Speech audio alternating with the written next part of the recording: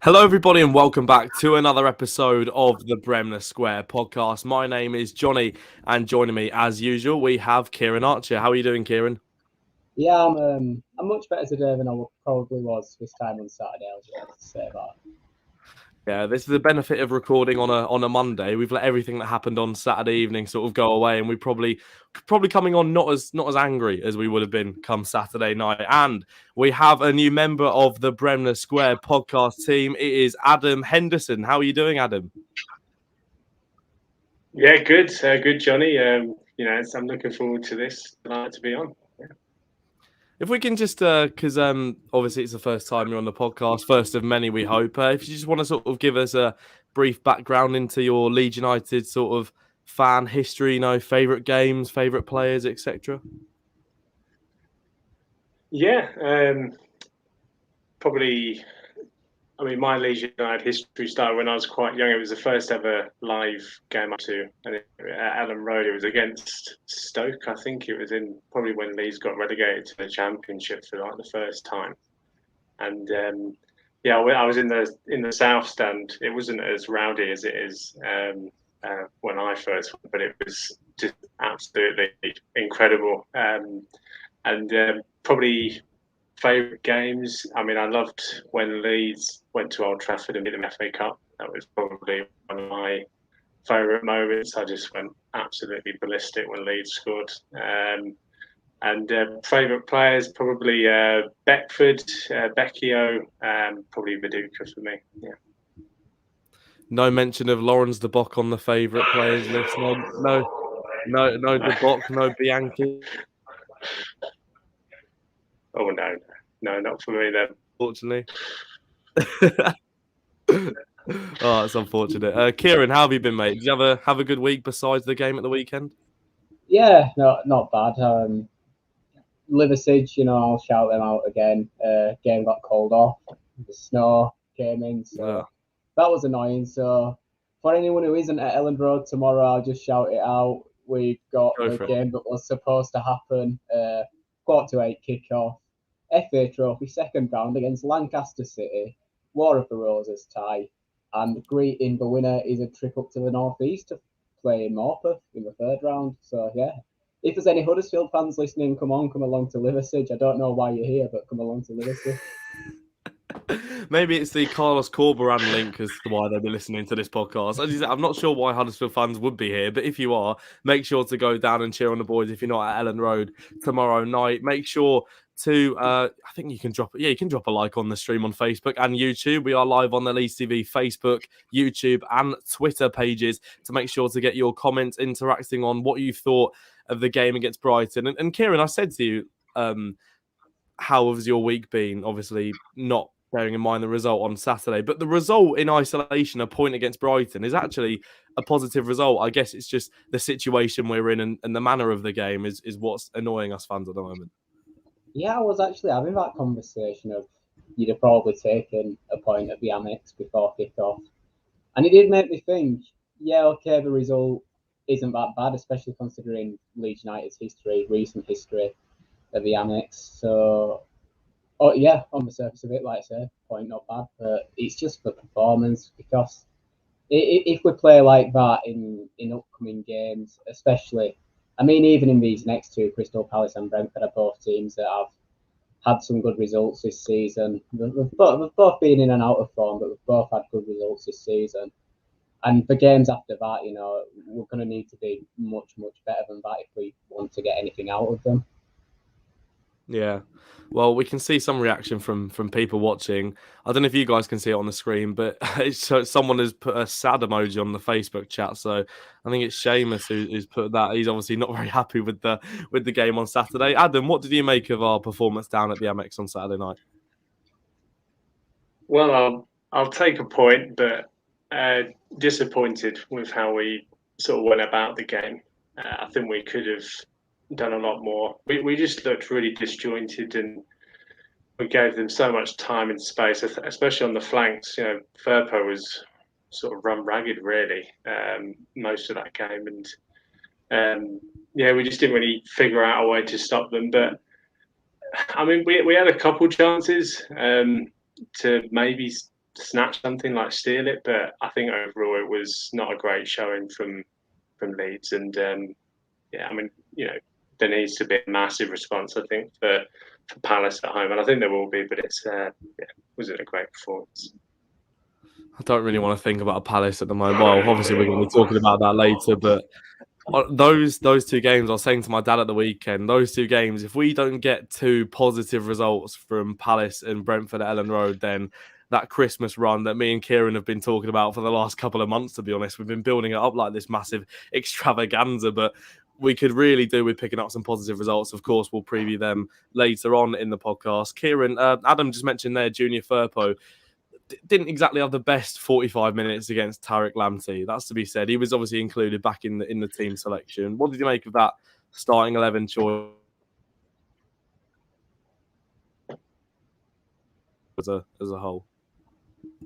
Yeah, so to be honest, looking at the starting 11, I wasn't too displeased by it. Rafinha back in, Rodrigo coming back in, and I was, even though Firpo hasn't had a great time recently, I was hoping that back in the starting lineup, that means that he's finally fit enough to maybe play 90 minutes. So I thought, back to full fitness, are we going to finally see something from him? But I think Adam said he was run ragged, and that's absolutely correct. I thought we were getting a player with a turn of pace, to be honest, but he looked sluggish. He looked like he was running through treacle compared to Tariq Lamptey, and he picked up that yellow card. I'm not too sure I hold that against him. I think he was sold. Yeah, it was more Jack Harrison sort of sold him short, didn't he? Yeah, but once you've got someone who's clearly getting beaten for pace, and he's going to need to make a decision whether to bring a player down or just let him run past him. It was on a yellow card at that point. He can't be on the pitch, and it was the right decision to hook him at half time because he was a ticking time bomb at that point. I really don't want to say slander Junior Firpo too much, because he's only started a handful of games. If he was out for COVID, had an injury as well, didn't he? He's only made some cameo appearances in the last week or so. So it's a really tough one. I've seen the debate flirting around on Twitter all season, really, about comparing him to Alioski, and Alioski would have provided a bit more energy. But then at the time, we were all sort of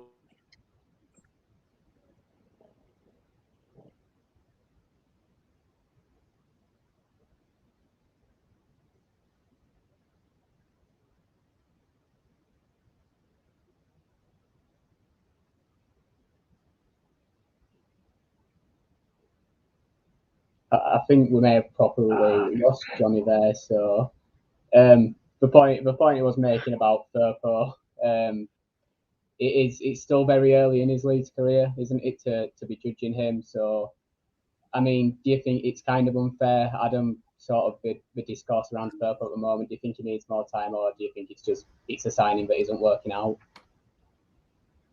I think he will. I mean, obviously, he's definitely got talent. I mean, he's played for Barcelona and had some pretty good games there. So there is an element of he can do it, but I think he is struggling at the moment. But obviously, injuries haven't helped him, and it is difficult to adjust to a new country. But I think he is a professional footballer, and there's only probably so more performances of like a Brighton that fans can take, maybe Bielsa can take, because it wasn't up to standard at all. He just looked really lethargic and just didn't look like he wanted to be playing, really. So yeah. I think I'm back, but I can't confirm as to whether I am. I'm getting a nod from Kieran, getting a nod from Adam. This is the joys of working with university Wi-Fi. Apologies, gents. Kieran, thank you very much for doing a fantastic job there. I'll ask you, Adam, you mentioned there obviously Firpo seemed a bit lethargic, and there is an argument that potentially you saw that from the whole team, Kieran. I don't know, from what I was seeing, that just seemed like a bit of a lack of fight, passion, and really going for the badge, playing for the shirt. I don't know about you. Yeah, I mean, it was difficult to tell because we were facing quite a barrage of attacks, and that was coming from a lack of quality in possession. We were just giving the ball away back so easily compared to the way Brighton passed and moved, and they always seem to have that player open, that option open. Whereas everything we did on the ball looked extremely difficult. It looks like those passes weren't there to be found. Like maybe the movement wasn't there. So I don't know. I don't know whether it was a lack of work rate or whether we just didn't have the platform to put in that work rate because we're just facing attack after attack because we were losing the ball in quite bad areas to lose the ball. Yeah, I mean the lack of movement thing from attacking players, I think may have played a part. I can't think of anything Rodrigo really did. He never looked to be breaking the lines. He never looked to be dropping back in the way that he usually does and trying to receive the ball deeper. I can't think of much he did at all, really. And then you've got the Dan James as a striker debate as well that's going on right now. I don't know. It may have been the setup that killed us rather than a lack of work rate, to be honest, because the setup, it was strange. It was strange.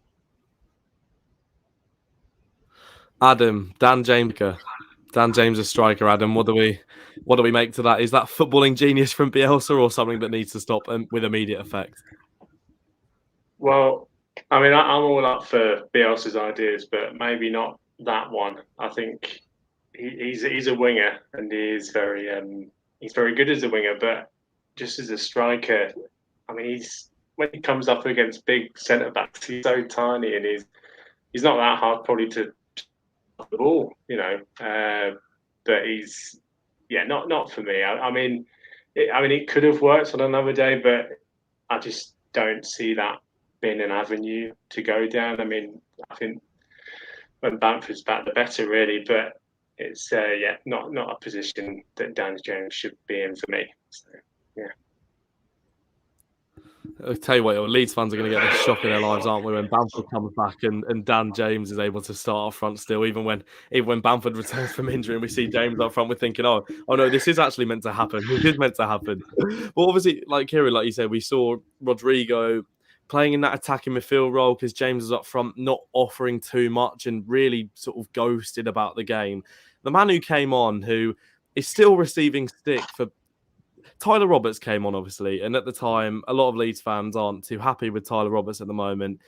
He came on and made a bit more of an impact, looked like he was going to score way more than Dan James or Rodrigo did, but he's still getting slack on Twitter for being what people will call our best player, for having a shot on goal, and he still almost can't do anything right. I mean, Kieran, should he have scored? Because he obviously had that chance late on against Sanchez, but I think it's a bit harsh, people sort of criticising him for coming on and actually having a positive influence on the game.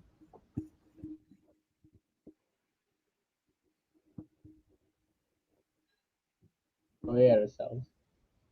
Sorry, my screen just went black with everybody there. Are we still going? Oh, okay, no, yeah, we're still going. Can you hear me now? Yeah, I can. No, I think I heard the majority of your question about Tyler Roberts. It honestly did make a difference when he came on. I think that the performance was so poor that just getting in that position to get a shot away was a noticeable difference to what we had before.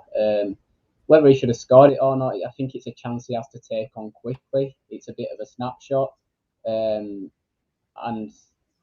maybe saying that he's a natural striker. He was a highly rated striker in West Brom's academy before we signed him and converted him mainly into an attacking midfielder. Yeah, maybe he should have the quality to put one of those chances away. But at the same time, I just, I think it's all right to question people. It's all right to question the performances of Tyler Roberts for most of his season because most of them have been pretty poor. He's offered very little off the bench. But it is that thing of, because we've got a bit of a thing in for Tyler Roberts. Well, not me personally, but a few Leeds fans have got a thing in for Tyler Roberts now.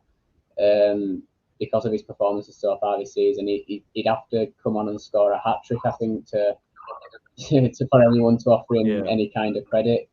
It was better to have someone who's had experience playing up front as a striker in that role than it was to have Dan James there. Dan James his abilities when space is opening up down the wing for me, just that, because he's a bit more of a speed dribbler rather than a close control dribbler, isn't he? He's knock the ball a couple of yards in front of him and run onto it and just use pure pace to ghost people. And I think if we're going to experiment with a winger down the middle, we need someone who's we need Rafinha in there because he's just maybe sort of a bit touch tighter.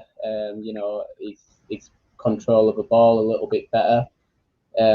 And I think Rafinha would be more suited to playing in the more tighter spaces in the centre, whereas Dan James is more suited to where space is opening up out wide for him to run into. So yeah, I'm not keen on the Dan James at striker experiment either. And at this point, I do think if we have to play someone there, Gelhardt maybe, but even Tyler Roberts is a better option. I was going to say, I think a lot of people, the reason why they're frustrated that Roberts is coming on is not because of Roberts, it's because you got Joe Gelhardt on the bench who put in some fantastic performances in recent weeks, really held his own at Spurs, changed the game against Wolves, ultimately earned us a point.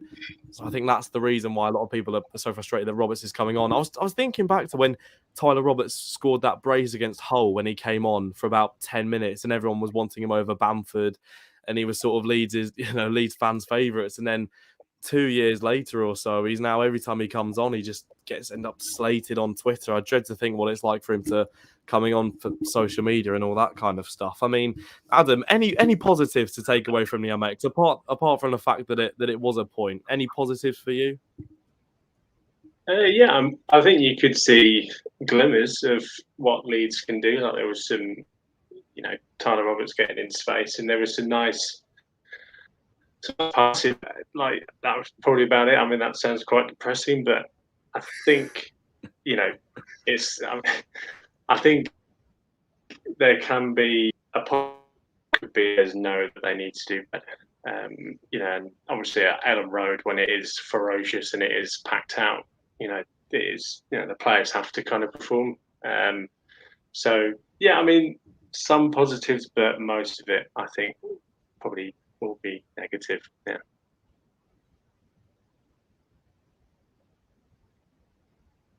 Johnny? I'm going to go as far as to say I think my connection did drop, but I'm still here now. No, I think we're here. I think my connection did just drop for a second, but I think we're back now anyway. I will go as far as to say, Adam, I agreed with everything you said, even though I didn't hear a single word of it. I will go as far as to say I agree with everything. I think Meslier is also a bit of a positive as well coming out of that game because he made a save which actually is probably going to go down under the radar as one of the saves of the season, but because it's not Aaron Ramsdale against Leicester, you're not going to hear too much about it. I thought it was a very good save to stop Trossard onto the post. Kieran, can you enlighten us with any more positives before we look to a game that is a debatable must-win?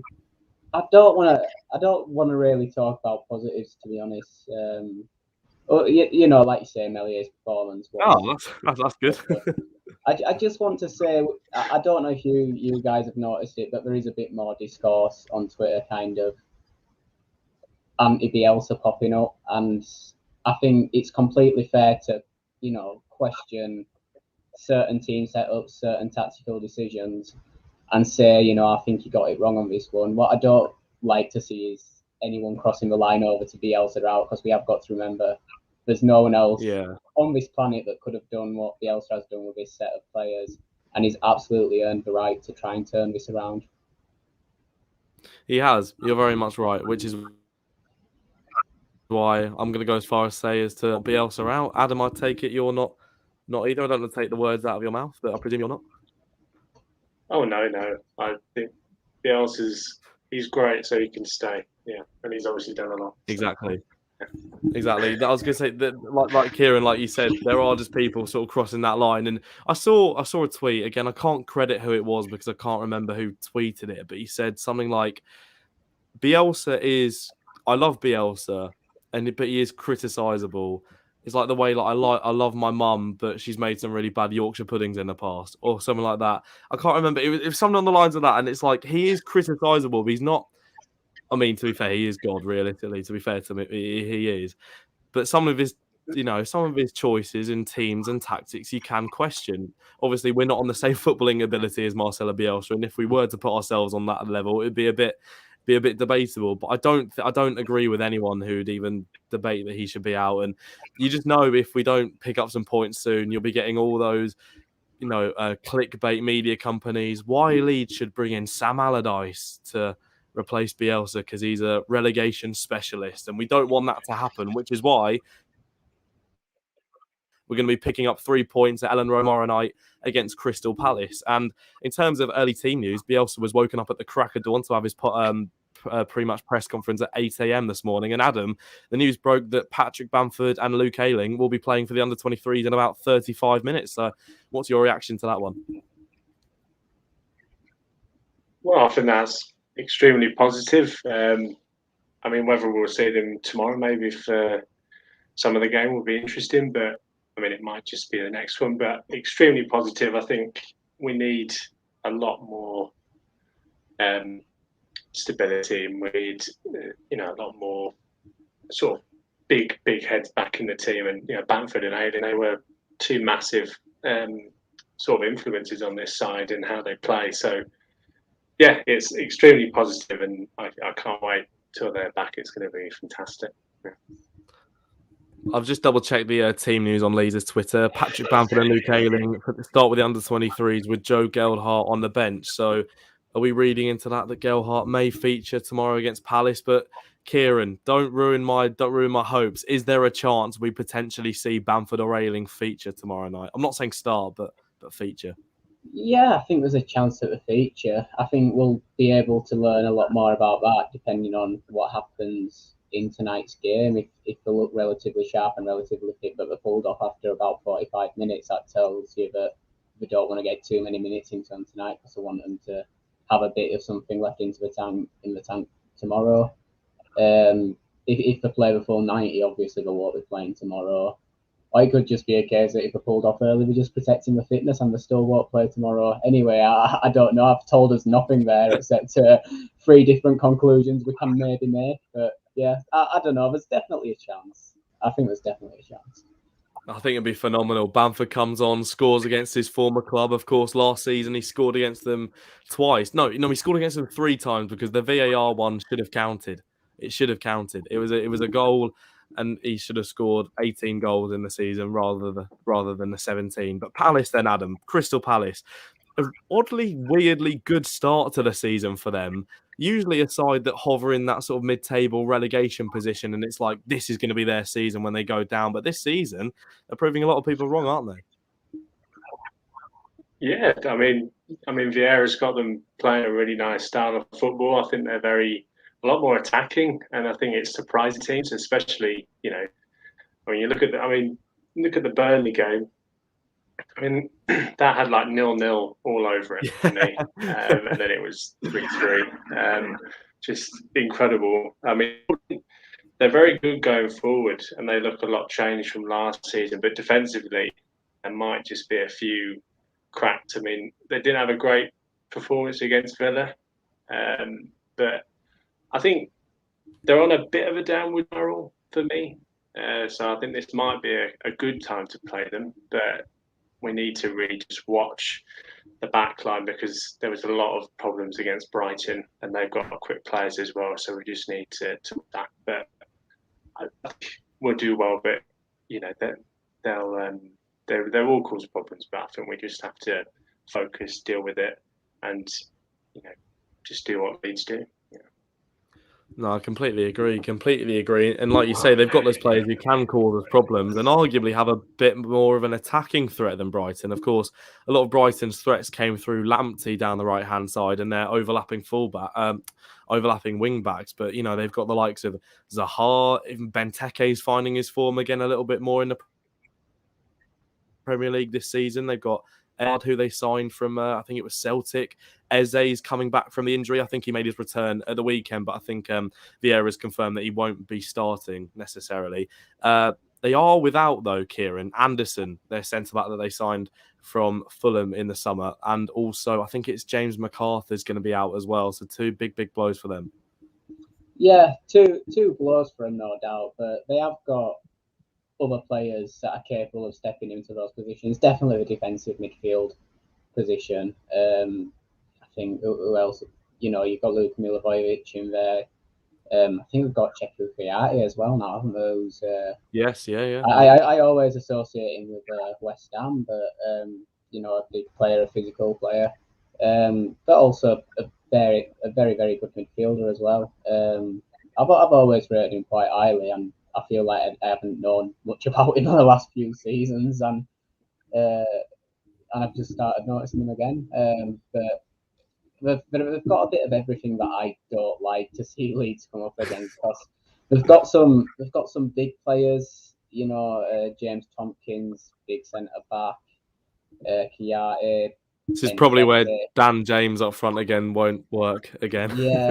Yes, they've got threats from set pieces. They've got fast wingers.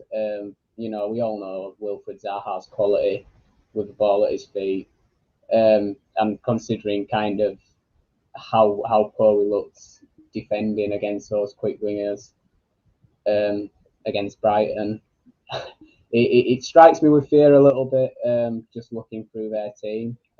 So hopefully it's just one of those like the Leicester game. Was Leicester on the back of Norwich where we played poorly but managed to win, but then against Leicester it was just like we'd gone up a completely different level. Hopefully it's just like that again.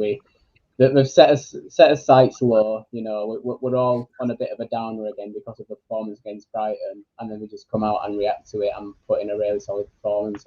Except this time actually get the win, because we should have had 3 points against Leicester. So let's get them against Crystal Palace. Yeah, Leicester was definitely our most complete performance of the season. I'd agree with you there, Kieran. But I think this has got to be too fair. I tweeted this against Brighton. I said, this is where we really kickstart our season. And I feel like as games go on, I'm still saying it, but just with a little bit less confidence and a little bit more panic when I say this is where we have to kickstart our season. The first game for Leeds under the lights at Ellen Road. Fans will be there with their scarves wrapped up warm because of the icy conditions we've seen up north. It's got the perfect atmosphere and setup, hasn't it, Adam, for an absolute cracker of a game and the first 3 points in a long time. Yeah, I mean, Ellen Road under the lights has been quite long. There is something quite romantic with with it being quite chilly and all the scarves out and just proper match day atmosphere, proper Yorkshire match day atmosphere. Yeah. So yeah, I mean, whether Palace will like going there. I mean, because not a lot of teams like going there. They can't really hear themselves. It's not like they can just shout across the pitch and instructions. They have to proper yell, or even so, just to play, get the instructions. So, yeah, I mean, it's got everything in the making to be a great game, and hopefully, obviously, the 3 points for Leeds. Yeah, well, like you said earlier, I probably agreed with you. And I think we said it on last week's podcast that Burnley Palace was the most 0-0 game the Premier League should have seen. Maybe after like Burnley Newcastle, but how that ended 3-3 is completely beyond me. And we don't seem to have games with a lot of goals this season, Kieran, because last season we started off with 2-4-3 games, and I was thinking, how's my heart going to even take this Premier League thing? And now we're sort of rocking up with quite low scoring games. Is there a chance this ends in a lot of goals? I think it's got to end at some point, this run of low scoring games. Not that we really saw it against Brighton. We didn't really create anything other than a couple of chances very late on. But it's never been the Leeds way under Bielsa. We've always had quite high scoring games. We've always looked to attack a lot ourselves. Get accused of leaving ourselves exposed, but there's been times where we've really got that defence under control. We had the best defence in the Championship the season we got promoted. We ended last season with one of the best defensive records over the last 10 games or so. But yeah, we have had a tendency for high scoring games. We have had a tendency for having periods in seasons where we ship a lot of goals as well as score a lot of goals. And, I just think we must return to that at some point, because that's what we've seen for the last 3 seasons. So why would it stop all of a sudden? Exactly. Adam, any changes you'd like to see to the lineup? We've just spoken about how Tarek Lamptey really had Junior Firpo's number. Don't really want to think about what Wilfred Zaha would be like against him. Any changes to the lineup you'd like to see Bielsa make? So I think I'd like to have the lineup just it's quite a tense game with the whole atmosphere of the game and what's at stake. But just in general, with those fast Palace players, I just think maybe we need some speed there. Maybe I don't know. Maybe Shackleton could do a job there. I think we just need something there because he was just lacked speed. But in other areas, I think the team was. I think the team doesn't need much doing to it. I just think maybe Gelhardt maybe up front that could be nice to see. Because I thought he did great against against Leicester when he started. So I think nothing too drastic, but just a couple changes. Yeah, I don't think we'll see anything too drastic from Bielsa, but we never do. We never do we? I'm going to ask you both a question, and I just sort of need a couple word response from both of you. Kieran, is this a must-win game? Yes. Gone yes. Adam, do you agree? Absolutely. Well, I dread to think what Twitter's going to be like when we either draw or lose tomorrow. I don't want to log into that Bird app. I want to stay as far away from it as possible. Now it is a must-win game. Now you've both admitted that. Let's get some score predictions then. Adam, what are we saying for this one?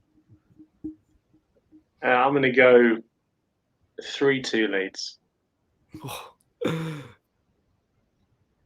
Blimey, there'll be Bovril flying everywhere. Score that last-minute winner then. Kieran, what about yourself? I'll go 2-0 Leeds. I'm fancying a clean sheet, another clean sheet.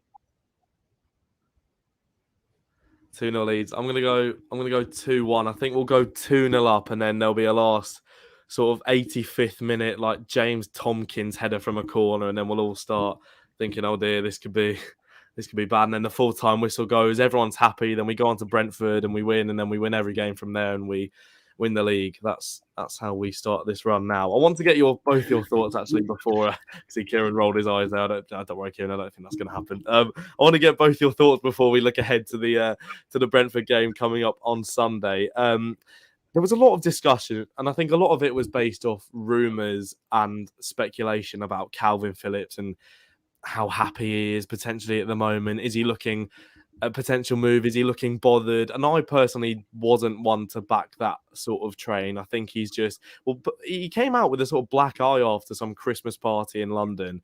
That's obviously going to phase him a little bit. I just think it was a game where Graham Potter sort of did very well against him.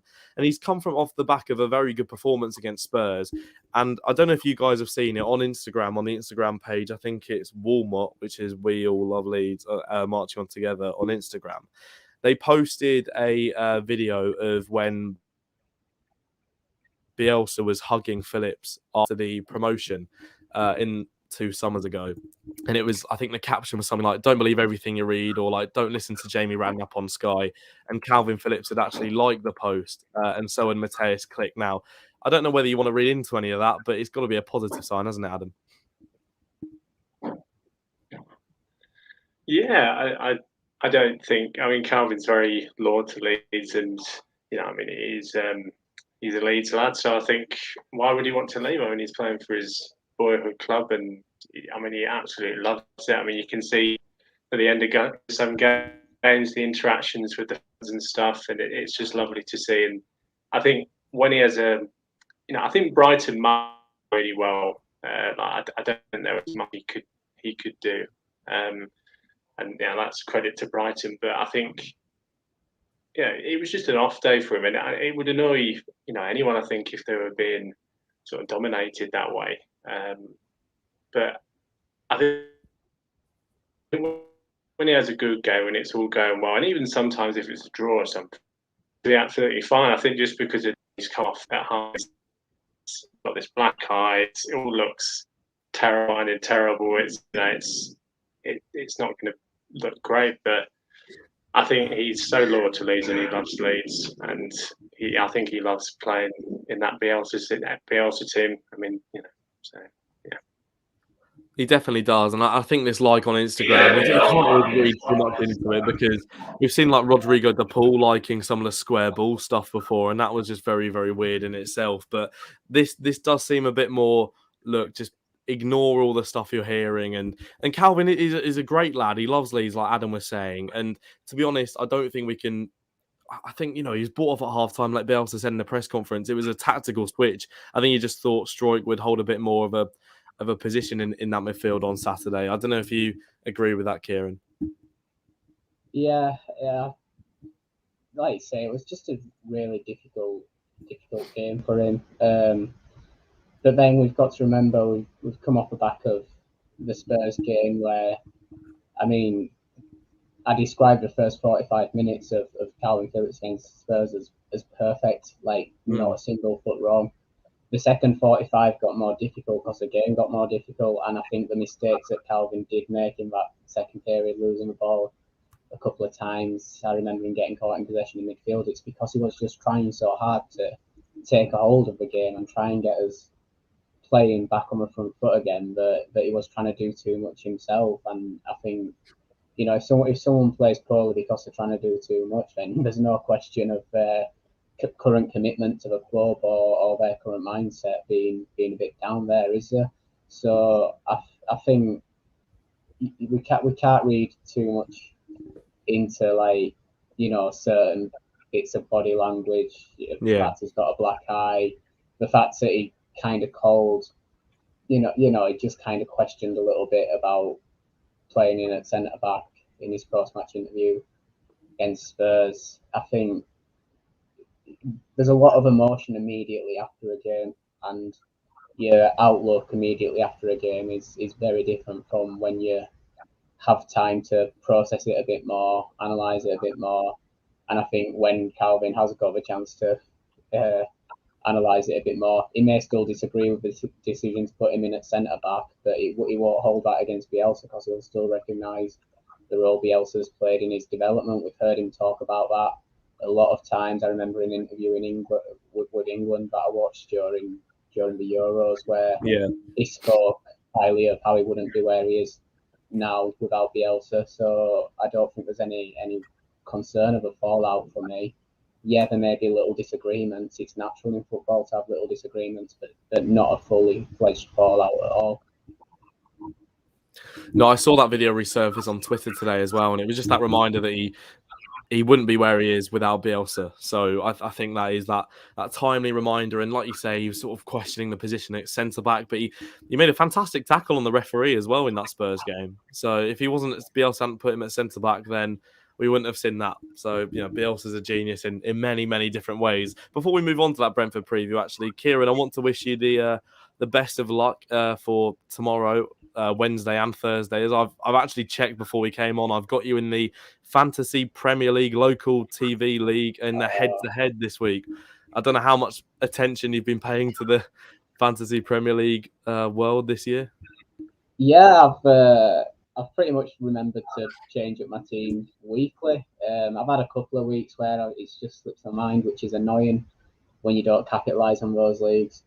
I've been doing the best that I've been doing in fantasy for a long time, which was top 800,000. I was at one point. I know that's not great, but it's I was happy with that because I've always been outside the top million for the last few years. I've had a few bad seasons at it. But then last game week was an absolutely horrid one for me. I scored about 25 points when the average was 52, and I dropped to about 1.5 million just off one game week. So I don't know. When you get things like that, it kind of kills your motivation a bit to sort out your team. But you're like, well, I'm not recovering from that, am I? But no, I'm gonna have you beat. Now I know that it's you that I'm playing against. I'm definitely going to have a look.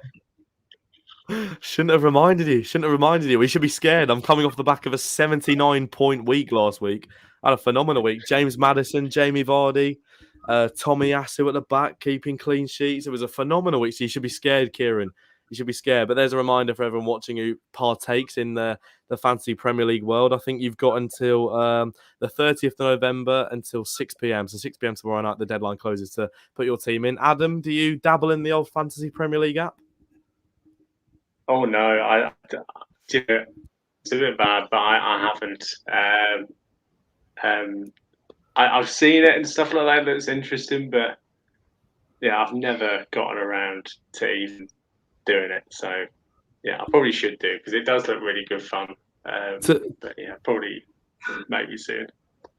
To be honest, I think that's more use than the people, because a lot of people, and myself included, over past seasons, pick the team, get really into it for those first couple of weeks in summer, then everything starts back up again, and you're just like, oh, there's no point in doing this anymore. You've been it off after 4 weeks, you end up bottom of the league. You've still got like Bamford in the team, and he's been injured for the last like 10 years, and it's just not worth playing. So it's probably a safer choice not playing and than having the embarrassment of having a team do badly. But yeah, we'll let you know how the game between me and Kieran gets on. Best of luck for the match, Kieran. Probably more excited for this one than I am the Palace game, to be honest, based on Leeds' recent run of form. But no, it was sure to be a good one. Actually, let's check the standings on that, because I did move. Boost my own ego here. I'm 11th and you're 9th, actually. We're both on 18 points, so it's a mid-table clash to see if anyone can move it into those top half sections. So yeah, big game. Make sure to follow it. We'll keep you updated on the podcast next week. But Brentford then, Leeds versus Brentford. Bielsa versus Thomas Frank, which we've seen quite a bit in the Championship over recent years. Kieran, is there a bit of a rivalry between the two sides? Because Thomas Frank had talked the talk quite a few times before we played them. I think it was away in the promotion season, and then when we got the video of Liam Cooper and Stuart Dallas holding the trophy, singing like mind the gap, Thomas Frank," or something like that. And obviously Dallas was a former Brentford player as well. There's a bit between the two sides, isn't there? I think there is, and I think it started even before Thomas Frank, even when Dean Smith was there, because I remember games like there was the 1-1 at Elland Road a few seasons back where I think we battered them for most of the game, but we took that 1-0 lead and we just managed to find like a late equaliser. Maybe celebrated a bit like a win, which we probably shouldn't have done for an equaliser against, a side like a side that we don't have a historic rivalry with. Yeah. But it was kind of a bit of an outpouring of emotion that we'd finally got kind of some kind of reward for a dominant performance. I think I remember Janssen being quite animated for us after that as well, which considering where he is now, is kind of awkward. Yeah, of course. So yeah, I think it's one of those annoying little rivalries that has just cropped up from a bit of competitive history in recent seasons in the Championship, where there's no real history between Leeds and Brentford in the past, just completely different clubs in terms of where they've been historically. But that couple of seasons competing with each other in that division, having some tough, tense games against them, never getting much joy down at Brentford either. It has created a little bit of an edge there. It hasn't, and that game in the promotion season away when Liam Cooper scored was sort of that the thing that sort of spurred us on, wasn't it, to go on that game unbeaten run without conceding a goal. I think it was that first game where we drew. Obviously Kiko Casilla decided to make it a little bit harder for us by sort of passing the ball into his own net, but we made do and we got a point out of that one. There's been some, like you say, actually last minute goals. There was that Janssen header back in 18-19. I'm pretty sure I remember Kyle Bartley scoring against them one December time in the last minute. And Eddie Nketiah scored as well in the promotion season, if I'm not wrong, in the last minute against them as well. But Adam, like Kieran mentioned there, Pontus Janssen, some would describe him as a Leeds cult hero. What's your view on the big Pontus?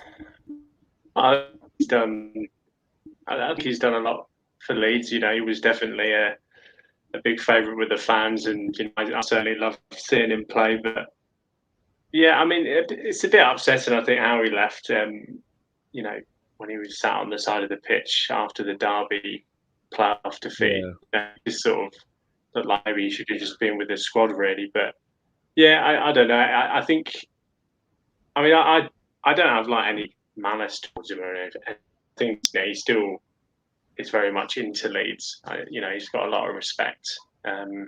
But yeah, I mean, he's good that there's no rivalry there for me. I don't think he'll show the utmost respect, before the game and after the game, but with the fans and his former players. So yeah. No, yeah, I completely agree. I think for me, Janssen was the first or sort of part of that, bringing the fans back with the players. And I remember him always just coming to the fans straight away. We haven't seen this for years. This was back under Gary Monk when we've been watching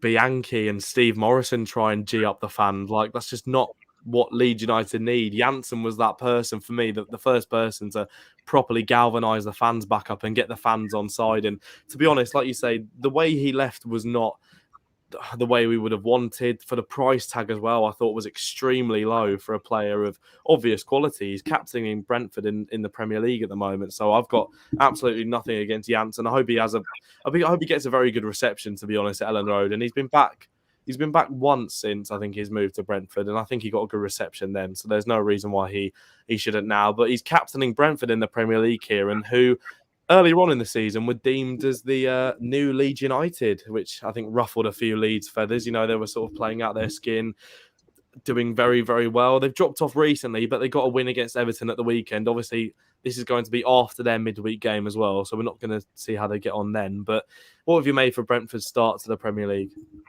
Very good.